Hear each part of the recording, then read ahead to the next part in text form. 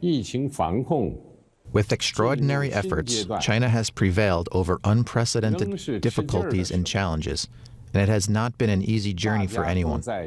We have now entered a new phase of COVID response where tough challenges remain.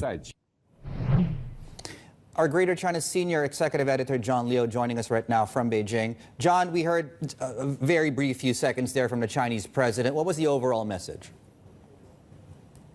I think President Xi was trying to accomplish two things with that New Year's message. One, acknowledge how difficult this period has been for many people here in China. We've seen a wave of infections. We've seen an uptick, unfortunately, in activity at funeral homes, at hospitals. A lot of people have had a very difficult winter. So acknowledging that there were differences, although he did not specifically discuss or allude to the protests.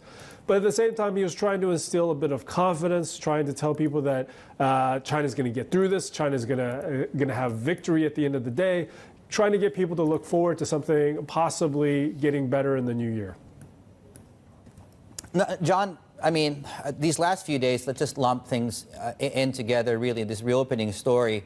Can you talk to us about travel restrictions that we have seen so far in many places, of course, as China reopens to the world, and the world obviously becomes slightly more cautious, given, of course, the outbreak that we're seeing in many places on the mainland?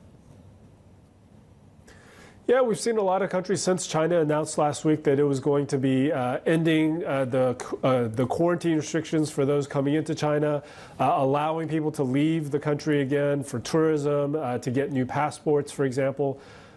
Since then, we've seen countries, the United States, Canada, Spain, Italy, France, a number of countries saying that they will require testing of any travelers coming in from the mainland, including Hong Kong and Macau.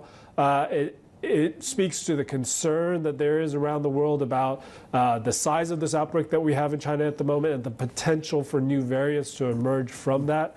Whether or not that will put a damper on the excitement for Chinese to travel, I think probably not. Given 3 years, they've not been able to do that. And finally, they can go out for a weekend at the beach, for example.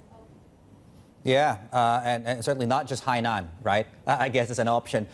John, to your point there on pent-up demand, early indications suggest that once a city sees peak COVID, then we see things like high-frequency mobility indicators suggest that the economy starts to pick up. That's in places like Beijing, for example. What can you tell us about maybe other cities? So in Beijing, largely in the north of China, the wave hit relatively earlier, and so a lot of cities up north have reached the peak, and you started to see people go back to work, people go out, go shopping, people going out to have a meal, and so the activity data is starting to reflect that. But at the same time, you have places like Shanghai where the peak is just starting to hit now, and so you see activity still weak, you see lines at hospitals, infections still starting to continuing to mount. And in other parts of China, in Fujian, for example, we're just starting to see the activity, infection numbers pick up. And so you will see this disparity from region to region across China as the wave spreads, the infections spread.